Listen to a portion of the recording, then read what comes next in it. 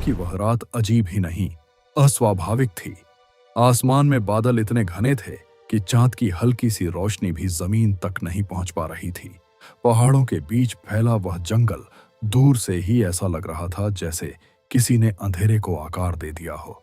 और उसी जंगल के अंदर 5 दोस्त, रोहित, समीर, नेहा, कविता और अमन, कॉलेज के बाद अपने पहले ट्रिप पर थोड़ा सुकून ढूंढते हुए दाखिल हुए थे।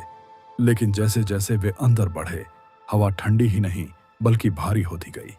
पेड़ इतने घने थे कि आसमान गायब हो गया और चारों तरफ ऐसा सन्नाटा था जो कानों में चुभता था। न कोई पक्षी, न कोई जानवर, यहां तक कि पत्तों की भी आवाज नहीं।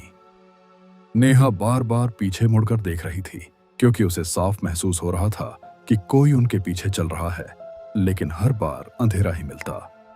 थोड़ी देर बाद उन्हें एक खुली जगह मिली जहां जमीन काली और जली हुई थी, जैसे यहां पहले भी कुछ गलत हो चुका हो। वहीं रुककर समीर और अमन ने लकड़ियां इकट्ठी की, रोहित ने आग जलाई और आग की रोशनी फैलते ही सबने राहत की सांस ली। पर आग के घेरे के बाहर अंधेरा और भी गहरा लग रहा था, जैसे वह रोशनी से नाराज हो। शुरू में सब हंस रहे थे, कॉलेज की बातें कर रहे थे, लेकिन नेहा की नजर बार बार पेड़ों के बीच जाती जहां उसे हलचल दिखती। माहौल बदलने के लिए रोहित ने कहा कि चलो एक डरावनी कहानी सुनाते हैं, और उसने बताया कि यह जंगल बदनाम है। कहा जाता है कि जो भी यहाँ रात में आग जलाकर बैठता है वह सुबह वही इंसान नहीं रहता। समीर हंसा, लेकिन उसी समय हवा और ठंडी हो गई। आग कभी तेज जलती तो कभी अचानक धीमी पड़ जाती, जैसे किसी ने उसमें फूंक मारी हो। तभी झाड़ियों से हल्की सी आवाज आई, सब चुप हो गए। टॉर्च जली पर कुछ नहीं दिखा, लेकिन जैसे ही टॉर्च बंद हुई, आग के सामने एक परछाई उभरी। 5 लोग बैठे थे, मगर परछाई 6 थीं। कविता ने डर से रोहित का हाथ पकड़ लिया। नेहा की आंखों में आंसू आ गए। तभी कविता के पैरों के पास जमीन से गीला कुछ बहता दिखा, ताजा खून। अमन खड़ा हुआ तो उसकी पीठ में तेज जलन हुई। कमीज फट चुकी थी और पीठ पर गहरे खरोंच थे जिनसे खून रिस रहा था। हवा में पुराने लोहे जैसी बदबू फैल गई और जंगल के भीतर से धीमी हंसी सुनाई देने लगी। वह हंसी इंसान की नहीं थी, वह किसी टूटे हुए दर्द की आवाज थी। तभी आग के पास किसी ने भारी और बेहद पास से फुसफुसाया, कहानी अभी पूरी नहीं हुई है। और अचानक आग बुझ गई।